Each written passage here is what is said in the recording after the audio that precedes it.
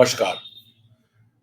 आज हम लोग कृषि से संबंधित जानकारी आपके साथ शेयर करेंगे कि जिस तरीके से इलेक्शन हो रहे हैं उत्तर प्रदेश, उत्तराखंड, पंजाब, गोवा और मणिपुर में, और पार्टियां, जितनी भी पार्टियां हों वो सब लुभा रही हैं किसानों को और मजदूरों को कि आप हमें वोट दें और हमने किसानों के लिए ये किया वो किया। उस पर हम चर्चा आज करेंगे और जानेंगे कि कृषि की मेन प्रॉब्लम्स क्या हैं और किस वजह से कृषि जो है आज वहीं खड़ी है जो आज से 20 साल या 30 साल पहले थी।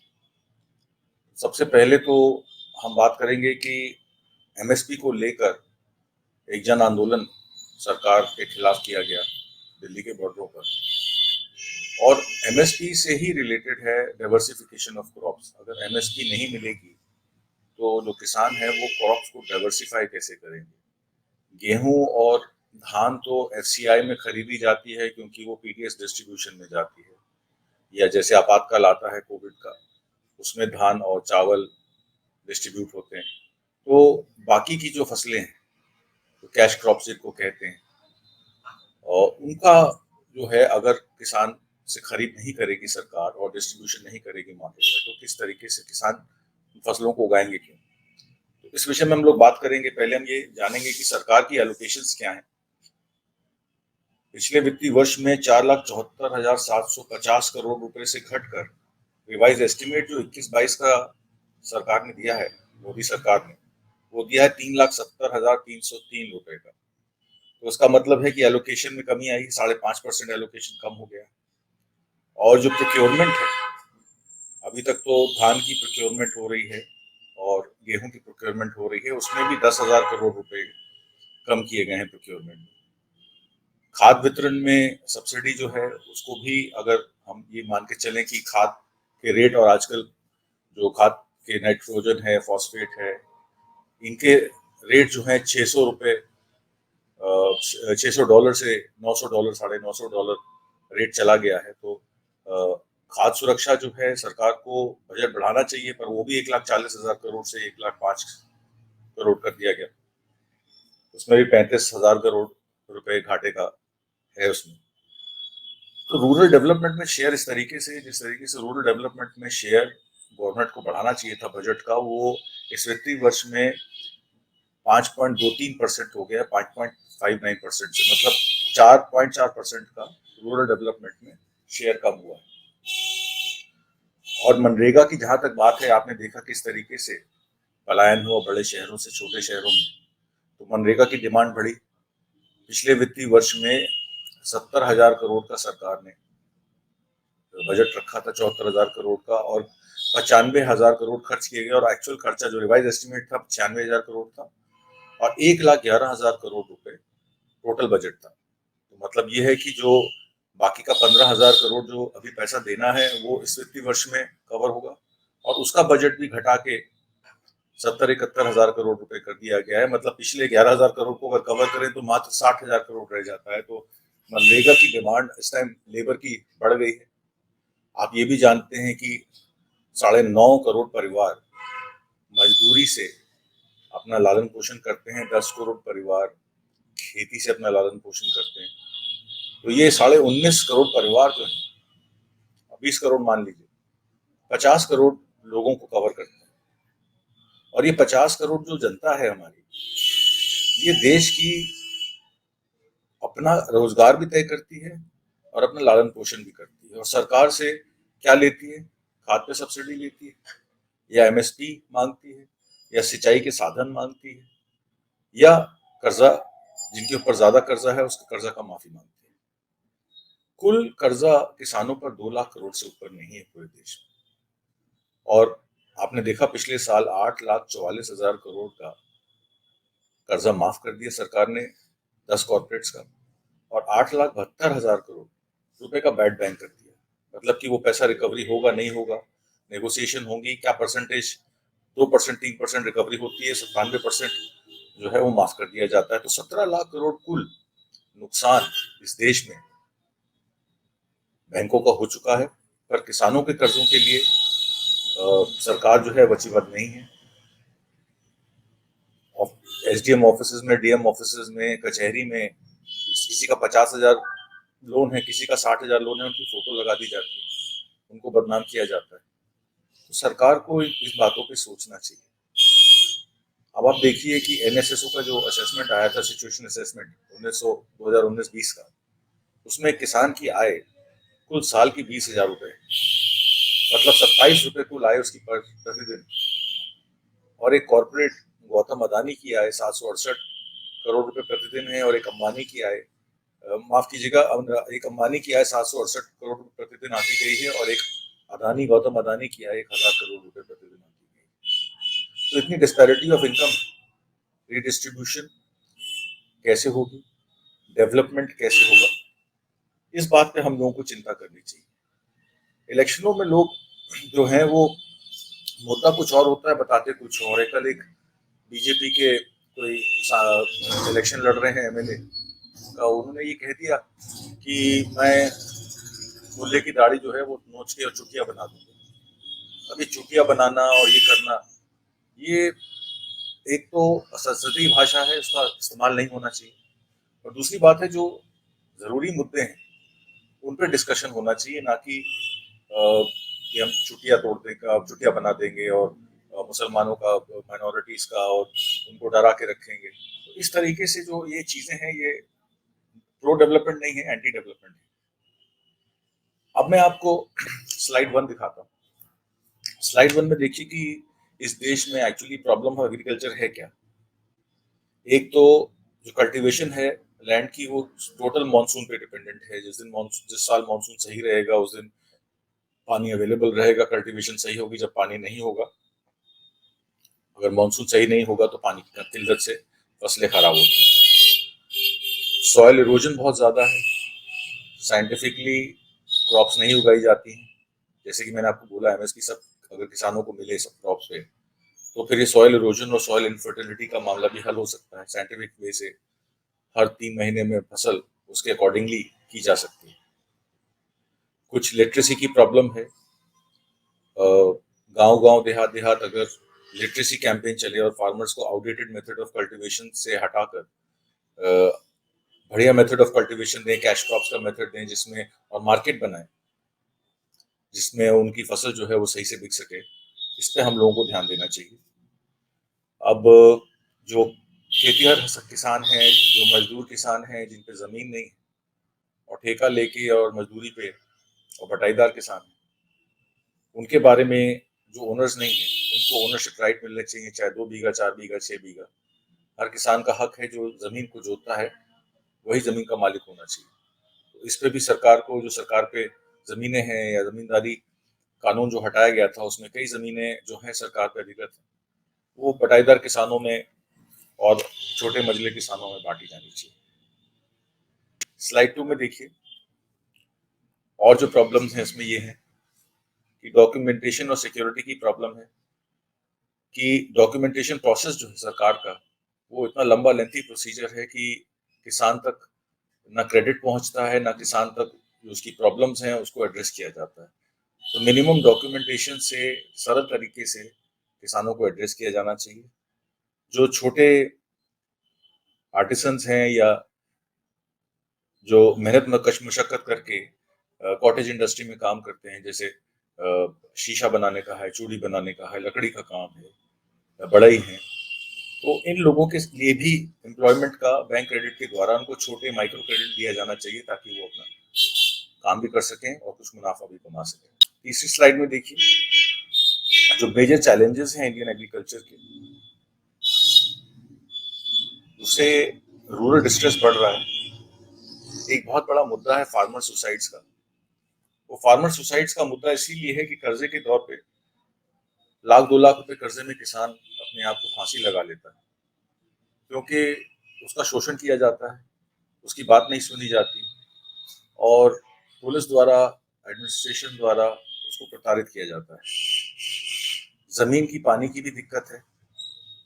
अब आप जिस तरीके से देख रहे हैं, कमोडिटी प्राइसेस जो हैं वर्ल्ड में ऊपर नीचे होती हैं, और जैसे खाद का प्राइस बढ़ा, डीजल का प्राइस बढ़ा, अभी आप देख रहे हैं कि यूक्रेन की वॉर के और सऊदी अरेबिया के चलते डॉलर फिर से, अपना जो तेल है, कच्चा तेल है जो आयात होता है, वो $100 प्रति बैरल हो गया है।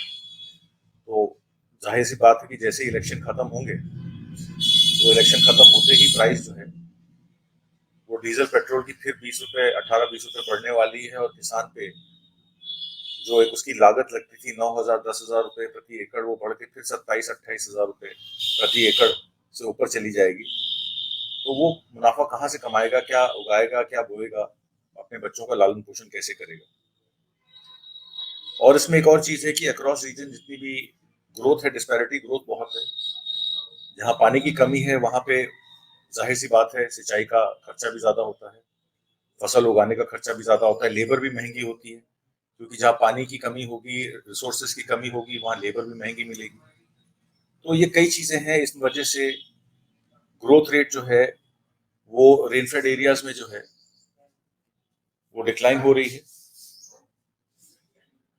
उसके बाद आप देखिए कि पर कैपिटल लैंड अवेलेबिलिटी जो है, अब फैमिलीज जैसे जैसे बड़ी होती जा रही हैं वैसे वैसे जो लैंड होल्डिंग है वो 2 बीघा 3 बीघा 4 बीघा, जैसे उत्तर प्रदेश है, बिहार है, महाराष्ट्र है, पंजाब को छोड़ दीजिए, पंजाब में भी लैंड होल्डिंग्स का वैसे जो पहले 2 से 3 हेक्टेयर या 4 हेक्टेयर हुआ करता था वो भी एकड़ में आ गया। और उत्तर प्रदेश बिहार में तो 4 बीघा 6 बीघा 8 बीघा 1 एकड़ और 2 एकड़ के किसान ज्यादा है। तो एग्रीकल्चर में सस्टेनेबिलिटी बड़ी मुश्किल है, अगर छोटा लैंड होल्डिंग होगी तो वो एग्रीकल्चर सस्टेन कैसे करेगा। और दूसरी बात मैंने जैसे आपको कही, मनरेगा में मजदूरों की डिमांड काम की ज्यादा बढ़ गई, वर्क ऑन डिमांड है, तो ऑब्वियस सी बात है कि सरकार को उनको काम ज्यादा देना पड़ेगा। तो एम्प्लॉयमेंट जो है आज भी देश में 55 से 60% एम्प्लॉयमेंट एग्रीकल्चर में ही एब्जॉर्ब होती है। और इस एग्रीकल्चर की एब्जॉर्प्शन की वजह से अगर उनको लेबर का रेट सही नहीं मिलेगा, 235 रुपए लेबर रेट मिलता है, 100 दिन काम नहीं मिलता है, तो अपना लालन पोषण कैसे करेगा, अपने बच्चों को कैसे पालेगा। तो मेरा मानना यह है कि हर किसान के पास उसके बच्चों को पढ़ाने का अधिकार होना चाहिए, फ्री एजुकेशन मिलनी चाहिए उसके बच्चों को, और हर किसान को और हर मजदूर को एक हेल्थ कार्ड मिलना चाहिए जिससे वो अपना इलाज करा सके, फ्री दवा मिलनी चाहिए, फ्री इलाज मिलना चाहिए। जो भी सरकार आगे आए, राज्य की हो या केंद्र की हो, उसको इस बारे में सोचना चाहिए। और लेबर प्रोडक्टिविटी की भी काफी प्रॉब्लम है, जैसे मैंने आपको कहा कि कहीं लेबर इन्फ्लक्स ज्यादा है, कहीं कम है, जहाँ कम है वहाँ लेबर प्रोडक्टिविटी का भी इशू बन जाता है, लेबर महंगी होती है और प्रोडक्टिविटी कम होती है। और जो नॉन एग्रीकल्चर एग्रीकल्चर का गैप है, जैसे मैंने आपको बताया किसान की आय 27 रुपए है और एक पूंजीपति की आय 1,000 करोड़ रुपए प्रतिदिन है। तो जिस तरीके से गैप बढ़ता जा रहा है एग्रीकल्चर नॉन एग्रीकल्चर का, कि गेहूं का रेट, कितनी गेहूं बेच के आप घर खरीद सकते हैं या अपनी बेटी की शादी कर सकते हैं, तो ये सब चीजें हैं। और जो नॉन एग्रीकल्चर सेक्टर है, जैसे इंडस्ट्री है, सर्विसेज हैं, फैक्ट्रीज हैं, सिंस प्रोडक्शन अभी 55% 60% प्रोडक्शन कैपेसिटी पे हो रही है, इस वजह से जो एब्जॉर्ब एग्रीकल्चर लेबर, जो माइग्रेंट्स हैं, जो एग्रीकल्चर, जैसे परिवार में 4 सदस्य हैं, एक जो है वो खेती किसानी से अपना गुजर बसर करता है, तो 2 लड़के सोचते हैं कि चलो हम शहर में काम ढूंढ लें, नौकरी कर लें, तो उनके लिए भी साधन खुलने चाहिए। अब उनके लिए साधन नहीं खुलते हैं, जिस वजह से उनको नौकरी नहीं मिलती है। वो छोटी मोटी नौकरी करते हैं, गाड़ी चलाते हैं, रिक्शा चलाते हैं, ई रिक्शा चलाते हैं, पढ़ाई लिखाई करने के बावजूद रोजगार के साधन नहीं है। सरकार कहती थी 2 करोड़ रोजगार प्रति साल देगी, पर इधर आपने देखा पिछले 2 ढाई सालों में 10 से 11 करोड़ रोजगार चले गए। तो रोजगार का सरकार के पास कोई रोड मैप नहीं है, और इस वजह से भी एग्रीकल्चर डिस्ट्रेस बढ़ता जा रहा है। और चौथी स्लाइड में आप देखिए कि स्मॉल ऑपरेशनल होल्डिंग्स हैं लैंड की, जैसे मैंने आपको बताया 2 एकड़ 3 एकड़ 4 एकड़, उसकी वजह से एक मेजर प्रॉब्लम है। इनएडिक्वेट रिस्क मैनेजमेंट है, क्योंकि पैसा नहीं मिल पाता है टाइम पे, जब सिंचाई, जब बुआई का टाइम होता है तो डीएपी नहीं मिलती, जब सिंचाई का टाइम होता है तब खाद नहीं मिलती है, लाइनों में खड़ा रहना पड़ता है, इसकी बहुत दिक्कत है। लैंड स्ट्रेस हो रहा है बिकॉज कई फसलों पे एमएसपी नहीं है, और खरीदारी का कोई प्रॉपर मार्केट का कोई अधिनियम नहीं है। तो जाहिर सी बात है कि जो आड़ती हैं और जो मिडिल मैन है वो एक्सप्लॉइट करते हैं किसानों को। और जेनेटिक वाटर रिसोर्सेज की दिक्कत हमने डिस्कस की। इन्वेस्टमेंट नहीं आ रही है, प्राइवेट इन्वेस्टमेंट है नहीं, पब्लिक स्पेंडिंग एग्रीकल्चर में नाम मात्र है। अभी प्रधानमंत्री फसल बीमा योजना शुरू की थी। फसल बीमा योजना में 2022 में जो खरीफ की जो फसलें खराब हुई मध्य प्रदेश उत्तर प्रदेश में 32 से 38 हजार रुपए एकड़ का मुआवजा सरकार ने तय किया था। अभी तक 90% किसानों को मुआवजा ही नहीं मिला है, और जबकि कर्जा लेकर उन किसानों ने उस फसल बीमा योजना में इन्वेस्टमेंट की थी, उनसे जबरदस्ती वो बीमा योजना खरीद। तो बीमा योजना जब जब बीमा कंपनी से बीमा योजना खरीदी जाती है तो उसका फायदा तो कंपनियों को ही होता है। अगर किसानों को उसका कॉम्पनसेशन टाइम पे नहीं मिलेगा तो उस बीमा योजना का लेने का फायदा क्या है? तो ये कर्जे वाली बात है, इस पर भी हम लोग को ध्यान देना चाहिए। उसके बाद जो रिसर्च कहते तो हैं इलेक्शन मैनिफेस्टोज में बड़ी बड़ी पार्टियां कि हम जो है रूरल एग्रीकल्चर हब बनाएंगे, एग्रो क्लाइमेटिक जोन्स बनाएंगे, रिसर्च ट्रेनिंग सेंटर्स बनाएंगे, एग्रो टेक इनोवेशन सेंटर्स बनाएंगे, किसान आयोग बनाएंगे, किसान कल्याण समितियां बनाएंगे, और जितने भी बीपीएल परिवार, बीपीएल मतलब बिलो पॉवर्टी लाइन के नीचे जो लोग रह रहे हैं उनके कल्याण की बात सोचेंगे। और लैंड किसान जो ये ग्राम न्यायालय एक्ट है जिसमें जितनी भी लैंड डिस्प्यूट्स हैं उनका निवारण जल्दी से जल्दी करेंगे। पर ये सब पेपर पे रह जाता है, ये हो नहीं पाता है। इसी से क्रेडिट से, मार्केटिंग से और एक्सटेंशन से रिलेटेड प्रॉब्लम है। अनइवन ग्रोथ होती है अक्रॉस रीजन्स क्रॉप्स, और इनइक्वालिटी, अगर एक्सेस ही नहीं होगा, एंटाइटलमेंट नहीं होगा तो इनइक्वालिटी तो बढ़ेगी, ये तो जाहिर सी बात है। तो इन चीजों पे सरकारों को ध्यान देना चाहिए। राज्य सरकार अगर अपने मैनिफेस्टो में कुछ लिखती है तो मैनिफेस्टो को पढ़ा जाना चाहिए, उसके बाद ही अपना मत अधिकार का प्रयोग करना चाहिए। कभी भी अपना मत जो है वो वेस्ट ना कीजिए, धर्म के नाम पे, जात के नाम पे कभी भी वोट ना दीजिए। वोट उसे दीजिए जो आपके लिए काम करे, जो किसान के हक में सोचे, जो मजदूर की बात सुने और सांप्रदायिकता ना फैलाए और सही मायनों में बात करे। लास्ट स्लाइड में आपसे डिस्कस करूंगा, प्रॉब्लम्स तो हमने डिस्कस कर दी थी, सॉल्यूशंस क्या है। पहली सोल्यूशन तो ये है कि एजुकेशन, यूनिवर्सिटीज और कॉलेजेस लगाने चाहिए रूरल एरियाज में, ताकि किसानों के बच्चे जो हैं वो पढ़ लिख के अपने आप को सक्षम बना सकें, नौकरियां कर सकें। Job related technical education centres खोले जाने चाहिए, और उसमें जितनी भी वेकेंट पोजीशंस हैं रूरल एरियाज में एजुकेशन से रिलेटेड या हेल्थ से related, primary health care centres का बुरा बुरा हाल है, बदहाली है। प्राइमरी एजुकेशन, बेसिक एजुकेशन में दिक्कत है, टीचर्स अवेलेबल नहीं है। जो टीचर्स हैं वो कॉन्ट्रैक्ट में हैं, 15-15 दिन के, वो काम पे नहीं जाते हैं, घर बैठा पैसा पा जाते हैं। तो बेसिक शिक्षा जो है या बेसिक मॉडल है स्कूल्स का, उसको इम्प्रूव किया जाना चाहिए। एजुकेशन स्पेंडिंग जो है वो कम से कम 3 से 4 गुना बढ़ाई जानी चाहिए। 6% बजट का गवर्नमेंट स्पेंडिंग करनी चाहिए। आज की डेट में एजुकेशन पे सबसे स्पेंडिंग कम है, 1.5% से 2% स्पेंडिंग एजुकेशन पे है, इससे ज्यादा नहीं। 6%, 8% स्पेंडिंग कम से कम एजुकेशन पे होनी चाहिए। और जहां तक रहा हेल्थ की बात, अगर आपके पास हेल्थ नहीं होगी तो आप काम कैसे करेंगे? तो उसके लिए हॉस्पिटल्स रूरल एरियाज में बनाने चाहिए। इमरजेंसी सर्विसेज जो हैं वो कार्यरत होनी चाहिए हर जगह, और कम से कम 10 से 12% जीडीपी का खर्चा हेल्थ इंफ्रास्ट्रक्चर पे करना चाहिए। सड़कें मंडी तक जाने के लिए, शहर तक जाने के लिए, फसल बेचने के लिए जाने के लिए, खाद लाने के लिए, बीज लाने के लिए, और सिंचाई की व्यवस्था, इस पे सरकार को ध्यान देना चाहिए। इंटरनल रोड कनेक्टिविटी को अच्छा करना चाहिए। एग्रीकल्चरल वेस्ट मैनेजमेंट, जैसे पराली पे 1 करोड़ से 5 करोड़ का फाइन लगा दिया सरकार ने, उसके बाद वापस लिया, तो पराली में भी कई चीजें वेस्ट मैनेजमेंट से, स्टबल बर्निंग से, सॉलिड वेस्ट से ईंधन और बिजली का उत्पादन भी हो सकता है, उस बारे में सोचना चाहिए। मेथनॉल बनाई जा सकती है, बिजली का उत्पादन हो सकता है। तो एग्रीकल्चरल वेस्ट मैनेजमेंट से बहुत कुछ किया जा सकता है, इस बारे में सोचना चाहिए।